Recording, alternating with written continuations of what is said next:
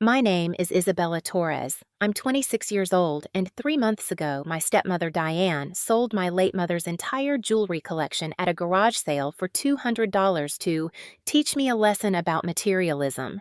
What she didn't know, what she refused to acknowledge when I tried to tell her, was that my mother's jewelry was worth $1.4 million. The appraisal came back 2 weeks after the sale. The buyer, a private collector who knew exactly what she'd found, had already disappeared, and Diane's smug lesson about letting go of material attachments turned into a legal nightmare that destroyed her marriage, her reputation, and her financial future. But let me start at the beginning, because this story isn't really about jewelry. It's about a woman who spent 6 years trying to erase my mother's memory and finally crossed a line she couldn't uncross. Please like and subscribe if this resonates, but only if it genuinely does. Drop your location and time in the comments. I need to know I'm not the only one who's had a parent's legacy destroyed by someone who had no right to touch it. I grew up in Santa Fe, New Mexico, in a house filled with art, color, and beauty. My mother, Valentina Torres, was a jewelry designer. Not just any designer, but an artist whose work was displayed in galleries from New York to Paris. She created one-of-a-kind pieces using techniques she'd learned from her grandmother in Mexico and perfected over 30 years of dedicated craftsmanship. My mother didn't make costume jewelry. She made wearable art. Each piece told a story. Silver worked into intricate patterns, turquoise and coral set in designs that honored traditional Southwestern motifs while pushing them into contemporary spaces, opals that captured light like trapped sunsets. She worked from a studio attached to our house, and I grew up watching her at her bench, soldering silver, setting stones, polishing pieces until they gleamed. Mija, she'd tell me in her musical Spanish-inflected English, jewelry is not about the value of the metals. It's about the love you put into the making.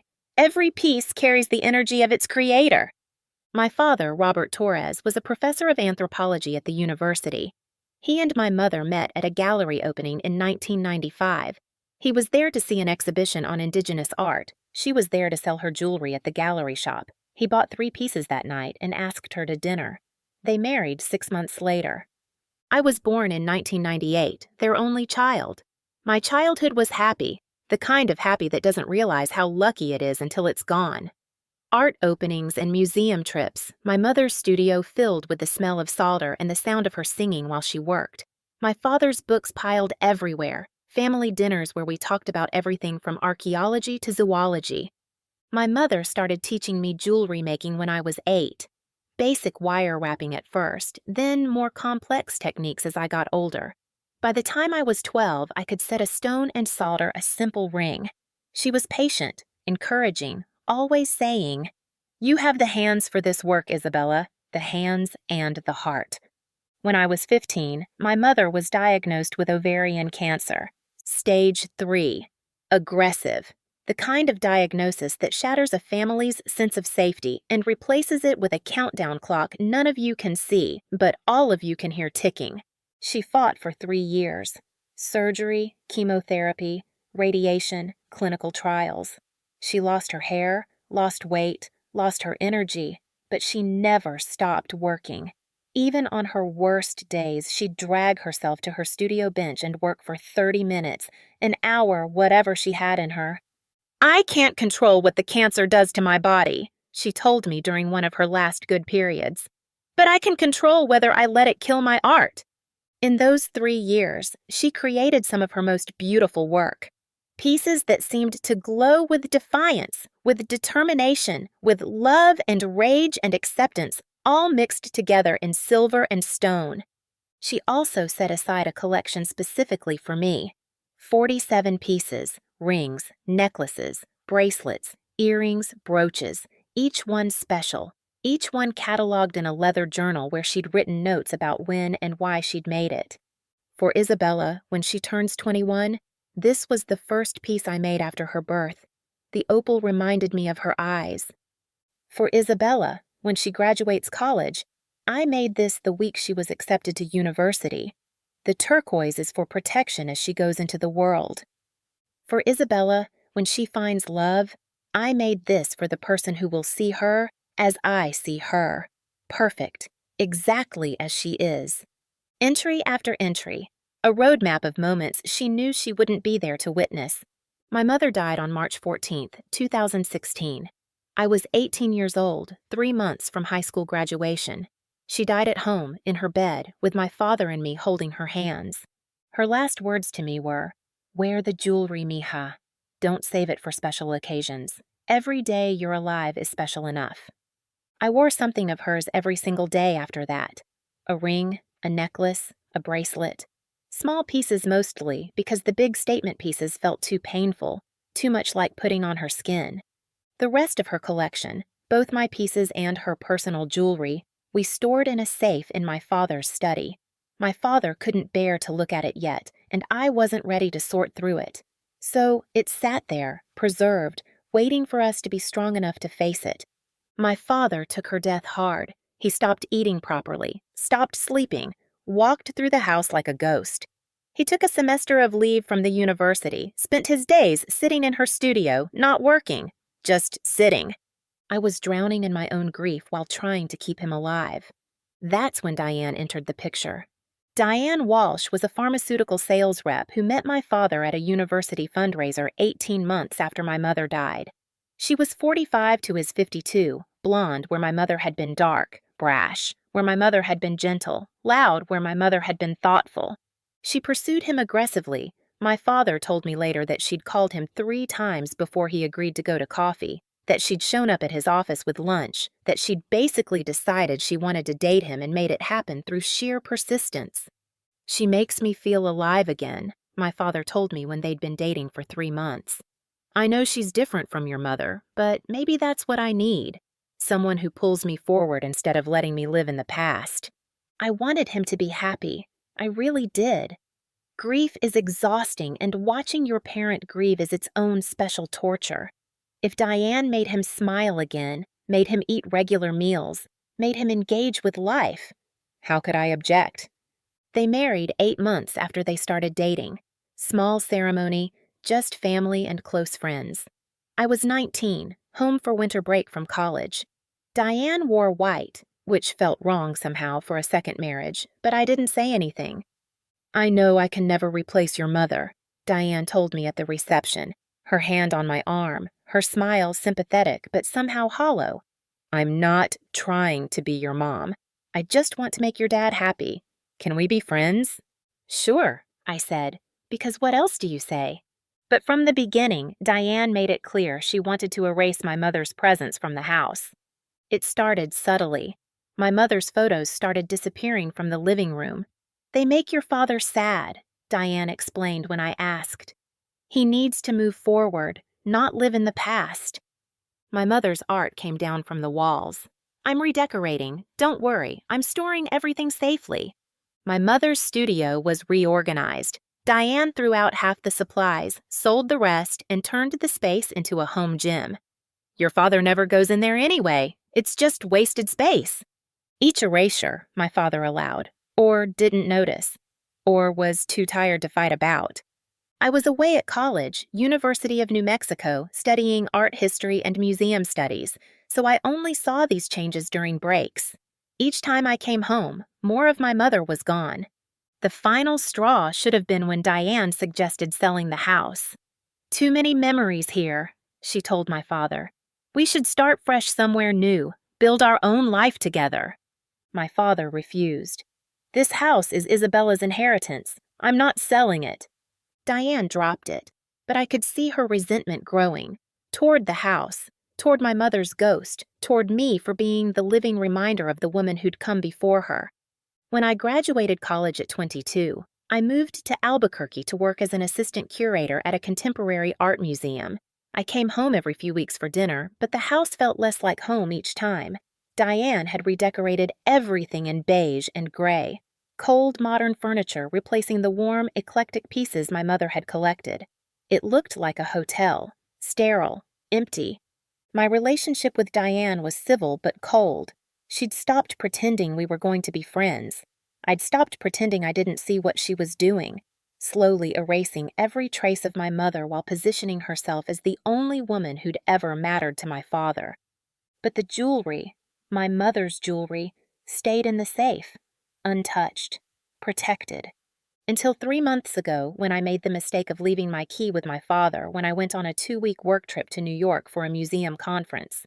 I was in New York for an art authentication symposium, learning about provenance research and forgery detection, ironically relevant considering what I'd return home to discover. My father called on day 9 of my trip. "Bella, honey, Diane did something. We need to talk when you get home." My stomach dropped. "What did she do?" "I don't want to discuss it over the phone. Just come home as soon as you can." "Dad, you're scaring me. What happened?" "The jewelry, your mother's jewelry. Diane, she got into the safe." The world tilted. "What do you mean she got into the safe?" "I gave her the combination last year in case of emergency. She said she needed to access some documents. I didn't think—" His voice broke. "Just come home." I changed my flight, left that night, drove from the Albuquerque airport to Santa Fe at 11 p.m., arriving home just after midnight. My father was waiting up, looking 10 years older than the last time I'd seen him. Diane was nowhere in sight. "Where is she?" I asked. "She's staying at her sister's. I told her to leave."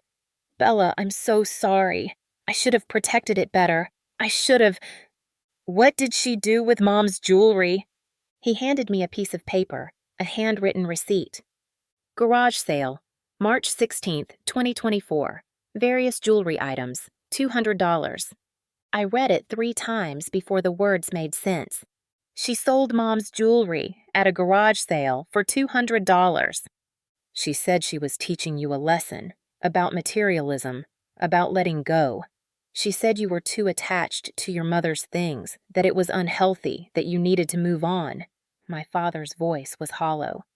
"I came home from the university and found her in the garage, putting price tags on everything.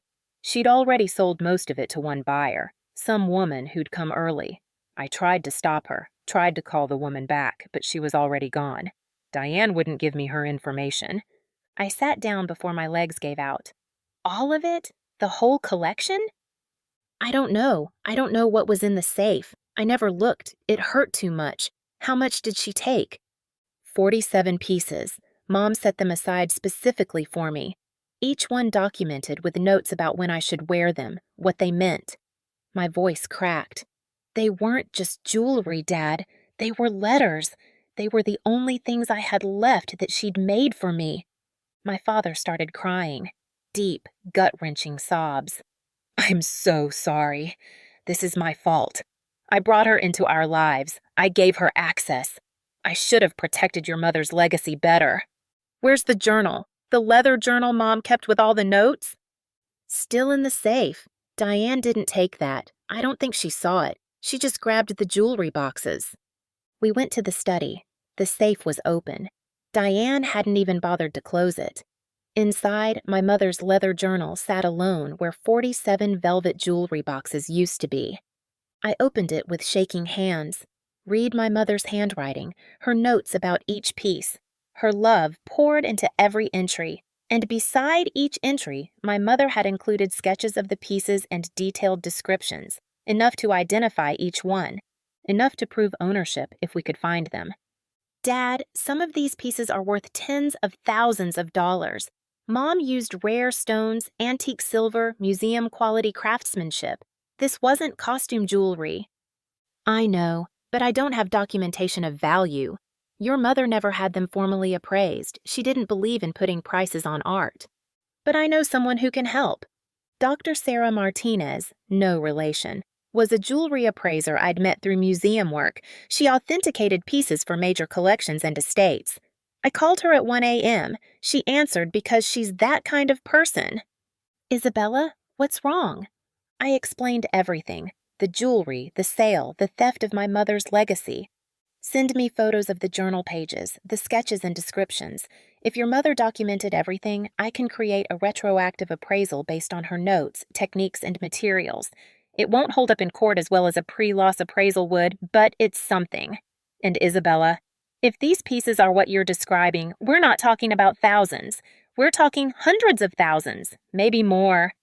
I photographed every page of my mother's journal. 125 pages total, documenting not just my 47 pieces, but her entire body of work over 30 years. Sent them to Dr. Martinez at 2 a.m. She called back at 7 a.m. I hadn't slept. Isabella, sit down. I'm sitting. Based on the descriptions, materials, and techniques your mother documented, I'm estimating the 47 pieces taken at approximately $1.4 million. Total, that's a conservative estimate. The number was incomprehensible. How is that possible? Your mother was using natural Sleeping Beauty turquoise. That mine closed in 2012. The remaining stones are worth thousands per carat now. The Mexican fire opals she preferred are increasingly rare. She was working with antique coined silver, which has historical value beyond the metal content. And her craftsmanship. Isabella, I've seen her work in galleries. She was a master. These weren't just pretty pieces. They were investment-grade art jewelry. She sold them for $200. I know. I'm creating a formal appraisal document now. You'll need it for the police report and insurance claim. Isabella, this is theft. Even if your stepmother had permission to access the safe, she didn't have permission to dispose of property that belonged to you. And selling assets worth over $1 million for $200 constitutes fraud, possibly even criminal conversion. I filed a police report that morning. The officer who took my statement looked skeptical when I said the jewelry was worth $1.4 million, until I showed him Dr. Martinez's preliminary appraisal and my mother's journal. So, your stepmother took jewelry worth over $1 million and sold it at a garage sale for $200 to teach you a lesson? Yes! And she had no right to sell it? No. It was left to me in my mother's will. Just never formally transferred because we were keeping it in my father's safe. The officer's expression hardened. This is criminal conversion at minimum, possibly theft, fraud, and a whole lot of other charges. Do you know who bought the jewelry? A woman, early in the morning. Diane won't tell us who. We'll need to talk to your stepmother. They tried. Diane refused to cooperate. She told the police she'd sold some costume jewelry and had every right to organize her own garage sale. She claimed the jewelry had no real value and that I was being hysterical and materialistic about sentimentals items. When they showed her the appraisal, she laughed. That's ridiculous. It was cheap turquoise and silver, worth maybe $500 total. This girl has inflated it in her mind because her mother made it. It's not actually valuable. Ma'am, we have an expert appraisal stating otherwise. Then your expert is wrong or lying, probably getting a kickback from Isabella to inflate the value for insurance fraud. She honestly believed she'd done nothing wrong, or she was pretending to believe it so convincingly that even she was fooled. The detective assigned to the case, a woman named Karen Ortiz, was more helpful. We can charge her, but recovering the jewelry will be harder. If the buyer was a collector who knew what she was getting, she's long gone. These pieces could be anywhere by now. Private collections, resold through dealers, even out of the country. So that's it? She gets away with it? I didn't say that. We'll charge her with theft and fraud. You can sue her civilly for the value of the jewelry, but actual recovery? Detective Ortiz shook her head. I'm being honest with you. The odds aren't good. My father filed for divorce that week. After 17 years of marriage to my mother and 6 years to Diane, he was done. I can't believe I let her into our lives, he told me while we sat in his attorney's office. I can't believe I gave her access to everything your mother built. I'm so sorry, mija. It's not your fault, Dad. You were lonely. You wanted companionship. You didn't know she'd do this. I should have known. The way she erased your mother from the house, the way she resented every mention of Valentina's name. I saw it, but I told myself I was being paranoid, that she was just establishing her own space. I chose my own comfort over protecting your mother's legacy. The divorce was ugly. Diane hired an expensive attorney and fought everything. She wanted half of everything, the house, retirement accounts, even tried to claim she deserved compensation for emotional distress caused by my false accusations. My father's attorney was a shark named Jennifer Blackwood who hated domestic abusers and people who victimized vulnerable families. She stole from a dead woman's daughter, Jennifer said in our first meeting, and she's trying to claim she's the victim here. This is going to be satisfying. The criminal charges moved faster than the divorce. The district attorney was a woman who'd lost her own mother to cancer and took the case personally.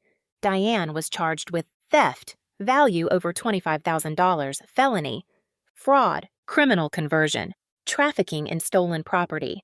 Combined maximum sentence, 15 years. She pleaded not guilty. Those pieces weren't worth anything. This is a vindictive stepdaughter and her delusional father trying to destroy me because they can't move on from a dead woman. That quote made the local news. The Santa Fe art community, who'd known and loved my mother, lost their minds. The public response to Diane's arrest was swift and vicious. My mother had been beloved in the Santa Fe art community. She'd taught jewelry making workshops at the community college, donated pieces to charity auctions, mentored young artists. When word spread that her widower's second wife had stolen and sold her daughter's inheritance for $200, the community rallied. Artists I'd never met reached out with support. Gallery owners who'd sold my mother's work offered to help track down the pieces. 3 different lawyers offered pro bono assistance. The local newspaper ran a story. Daughter fights to recover stolen legacy after stepmother's garage sale betrayal.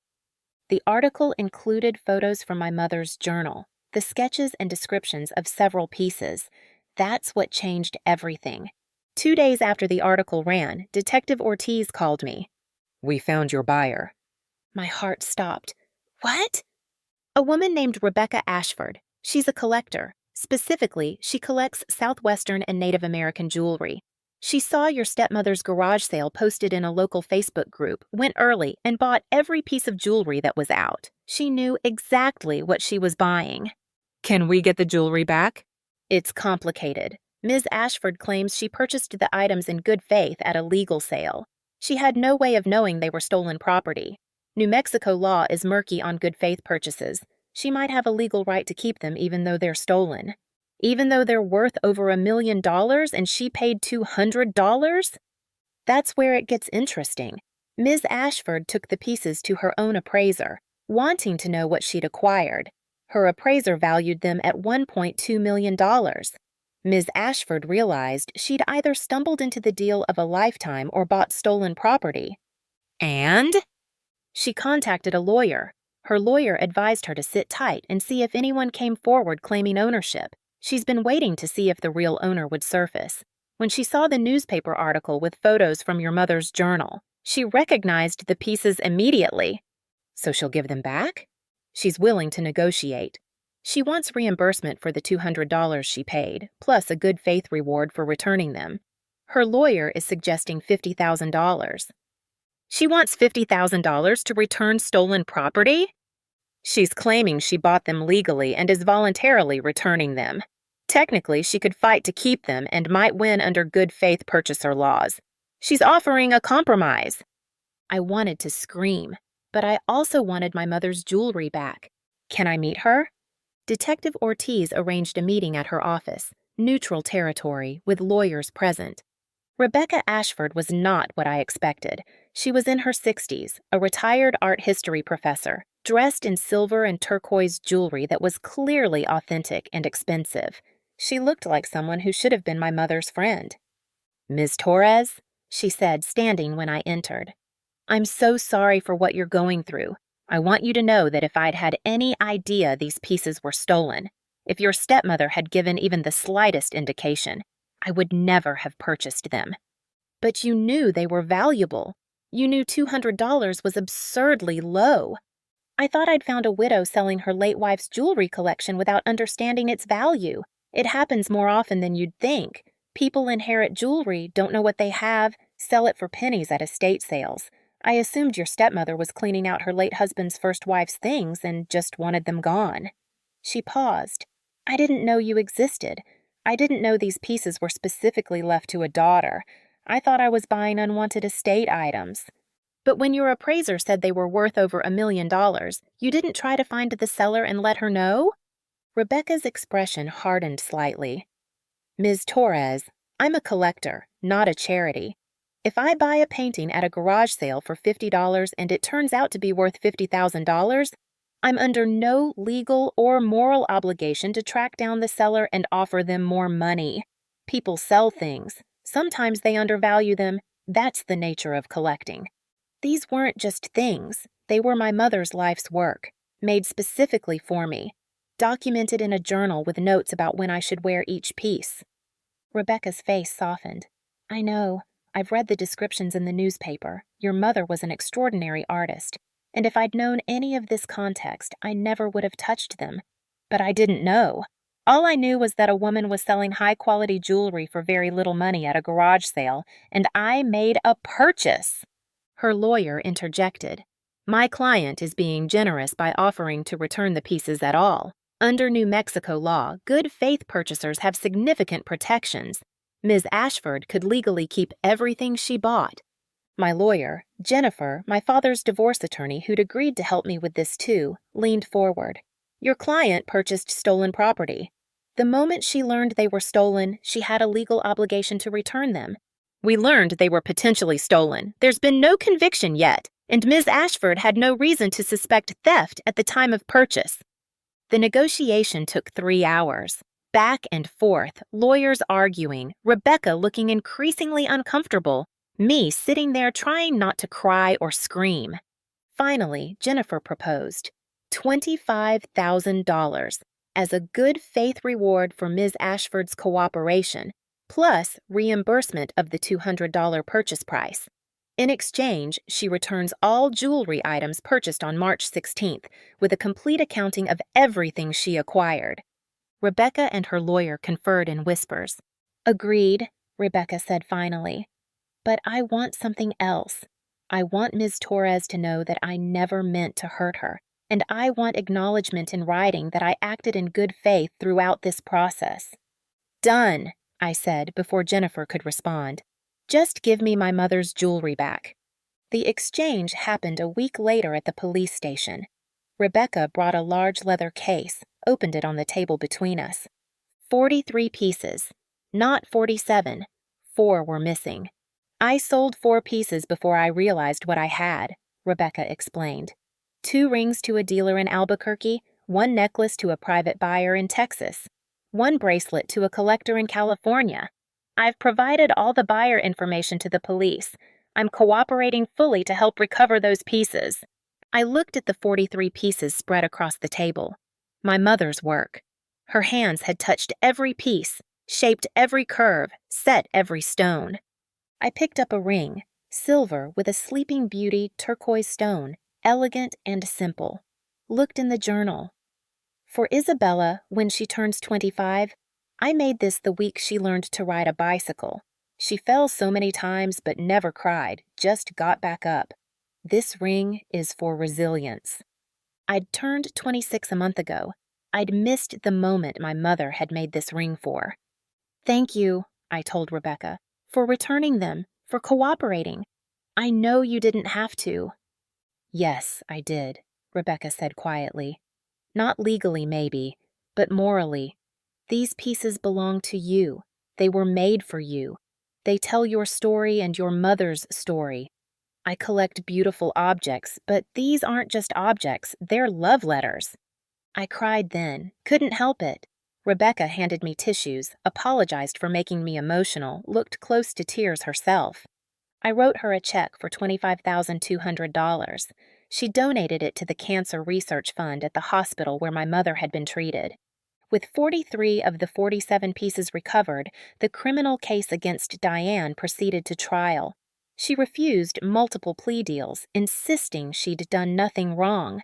I was helping the family move on, she told her lawyer, who looked increasingly exasperated. That girl was pathologically attached to her dead mother's things. She needed to learn that objects aren't love. I did her a favor. Her lawyer tried to keep her off the witness stand. She insisted on testifying. It was a disaster for her defense. The prosecutor, a woman named Sandra Ortega who'd lost her own mother young, was merciless. Ms. Walsh, you sold jewelry worth $1.4 million for $200. Did you know the jewelry was valuable when you sold it? I thought it was worth maybe a few $100s. Costume jewelry, mostly. But you never had it appraised? No, why would I? Because it wasn't yours.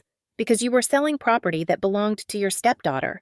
Didn't you think you should determine its value before disposing of it?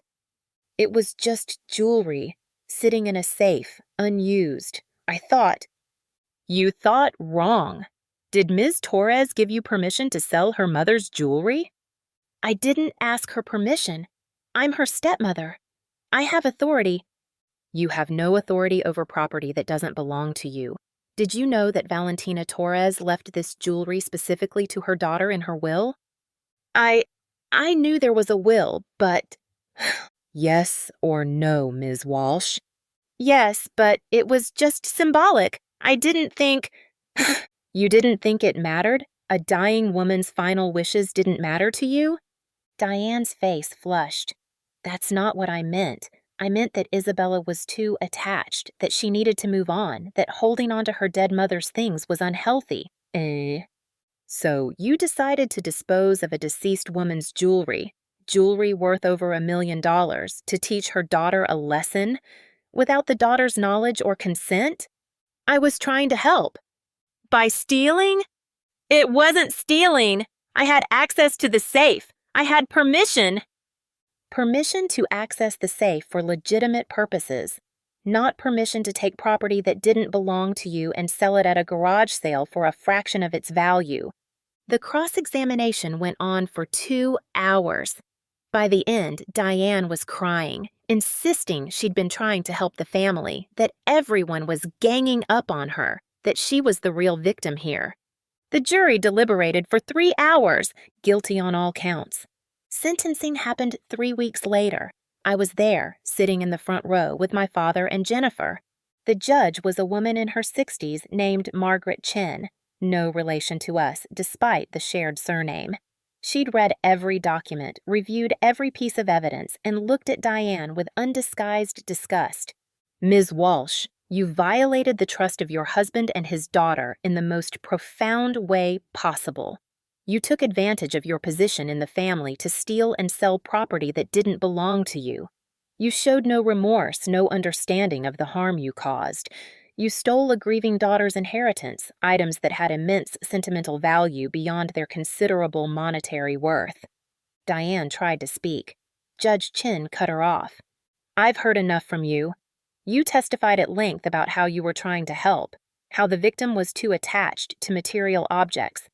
But what you did wasn't help. It was cruelty. You tried to erase a dead woman's memory and rob her daughter of the last physical connection she had to her mother. Judge Chin sentenced her to 6 years in prison, maximum sentence for the charges.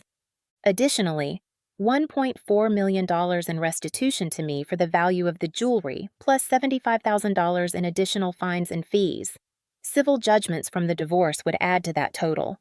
Diane would be 56 when she got out of prison. She'd be bankrupt. Her reputation would be destroyed. She'd lost everything. I felt nothing. No satisfaction, no vindication, just exhausted relief that it was over. My father and I walked out of the courthouse together. He looked older, sadder, carrying guilt he'd carry for the rest of his life. I brought her into our lives, he said. I gave her access to your mother's things. This is my fault. No, Dad. She made her choices. You were lonely. You wanted companionship. You trusted someone who turned out to be untrustworthy. That's not your fault. I should have protected your mother's legacy better. You did the best you could. We both did.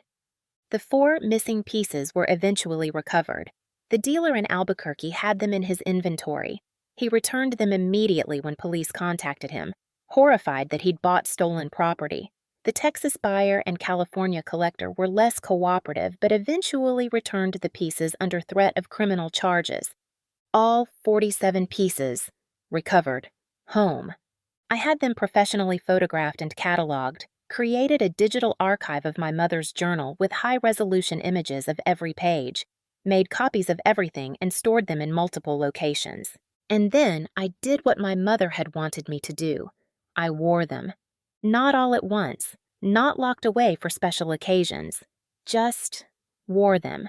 The ring for resilience when I had a hard day at work, the necklace for protection when I traveled, the bracelet for courage when I had to do something difficult. I wore my mother's love, worked into silver and stone, and I let it remind me that I was exactly who she'd wanted me to be. It's been 18 months since Diane sold my mother's jewelry at a garage sale. 18 months since the worst violation of my mother's memory became a legal case that dominated my life for over a year. I'm 27 now, sitting in my apartment in Albuquerque, wearing my mother's opal ring, the one she made when I was born. It catches the late afternoon light and throws rainbows across my desk. Let me tell you where everyone is now. Diane is in the New Mexico Women's Correctional Facility in Grants, serving year 2 of her 6-year sentence. She'll be eligible for parole in 4 years if she demonstrates good behavior and genuine remorse.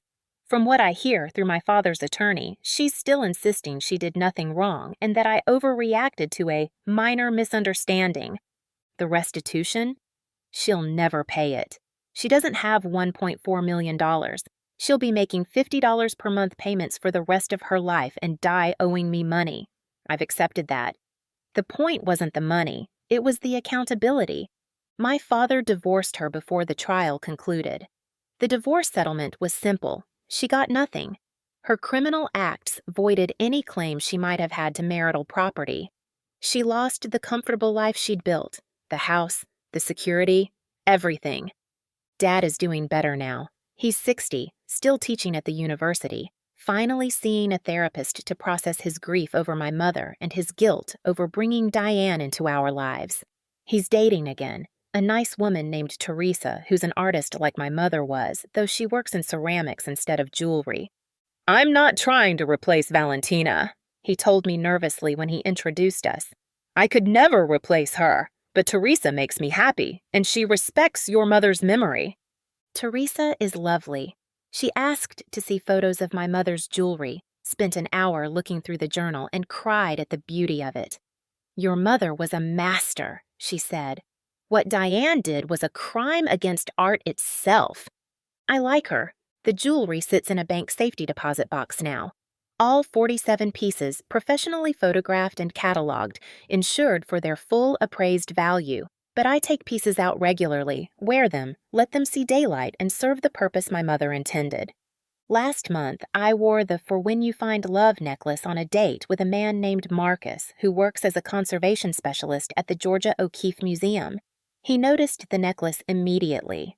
"That's incredible work. The fire opal setting, that's museum-quality craftsmanship. Where did you get it?" "My mother made it, for me to wear when I found someone worth wearing it for." Marcus took my hand. "That's the most beautiful thing I've ever heard." We've been dating for 6 months now. It's early, but it feels right. He never knew my mother, but he respects her legacy, asks questions about her work, treats the jewelry with the reverence it deserves. Rebecca Ashford, the collector who bought and returned the jewelry, became an unexpected friend. She's donated 3 pieces from her personal collection to the museum where I work, including one of my mother's pieces that she'd acquired years ago at a gallery sale. "It should be with the rest of her work," Rebecca said, "preserved for people to see and appreciate."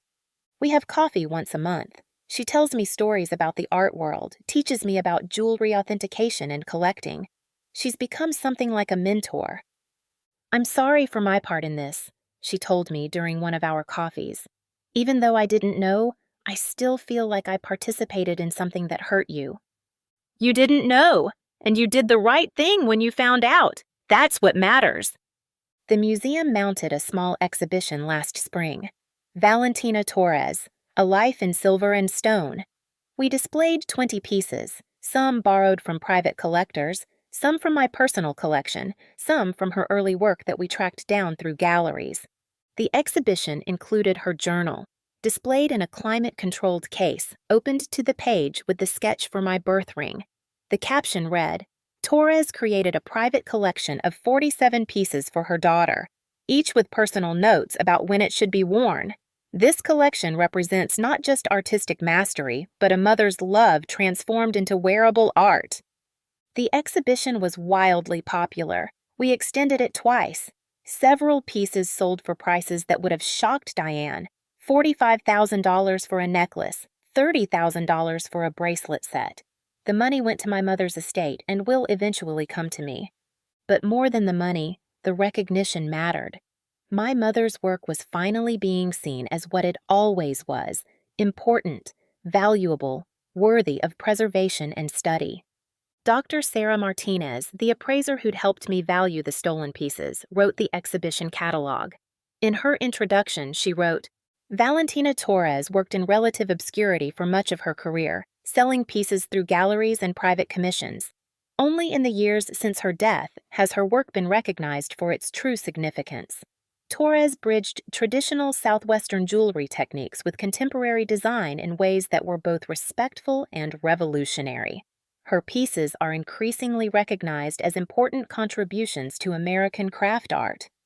I cried, reading that. My mother had died thinking she was a small-time jewelry maker in Santa Fe, but she'd been an artist whose work would outlive her, whose pieces were in museums and private collections, whose techniques were being studied and written about. Diane had tried to erase all of that for $200. She'd failed so completely it was almost funny. Almost. I think about the fork in the road sometimes. What if Rebecca had been a less ethical collector? What if she'd immediately resold the pieces to dealers who'd scattered them across the country, each one losing its provenance and connection to my mother's larger body of work? What if the newspaper article hadn't run? What if Rebecca hadn't come forward? I could have lost all of it permanently. Every piece dispersed, documentation lost, my mother's final gift to me destroyed. But I didn't lose it, because one woman decided to do the right thing, even though it cost her a fortune.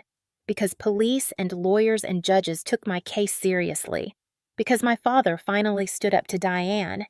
Because the community that had loved my mother rallied to help me. People ask if I've forgiven Diane. The answer is no.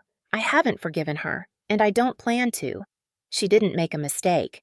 She committed a deliberate, cruel act designed to hurt me and erase my mother.